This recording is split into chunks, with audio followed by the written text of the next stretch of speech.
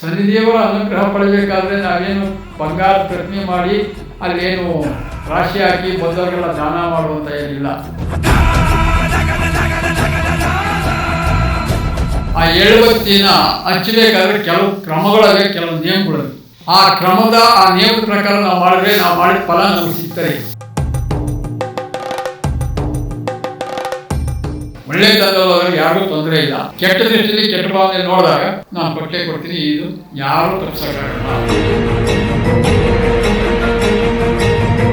ನಾವು ಭಕ್ತಿಯಿಂದ ಅವನ್ನ ಯಾವ ರೀತಿ ಪೂಜಿಸ್ಬೇಕು, ನಾವು ಯಾವ ರೀತಿ ಧ್ಯಾನ ಮಾಡಬೇಕು, ಆ ಧ್ಯಾನ ಮಾಡಿ ಅವನಿಂದ ನಾವು ಯಾಕೆ ಮುಕ್ತಿ ಪಡಿಬೇಕು ಅನ್ನೋದೊಂದು ನಮ್ಮಲ್ಲಿ ಹುಟ್ಟು ಬರಬೇಕು. ಇನ್ನೊಬ್ರು ಹೇಳ್ಕೊಟ್ಟು, ಇನ್ನೊಬ್ರು ತೋರಿಸ್ಕೊಟ್ಟು, ಇನ್ನೊಬ್ರು ಮಾಡುವಂಥದ್ದನ್ನ ಮಾಡಕ್ಕೆ ಹೋದ್ರೆ ಅದು ನಮಗೆ ಫಲ ಸಿಗಲ್ಲ. ನಮ್ಮ ಮನಸ್ಸಿನಲ್ಲಿ ನಮ್ಮಲ್ಲೇ ಹುಟ್ಟಬೇಕು.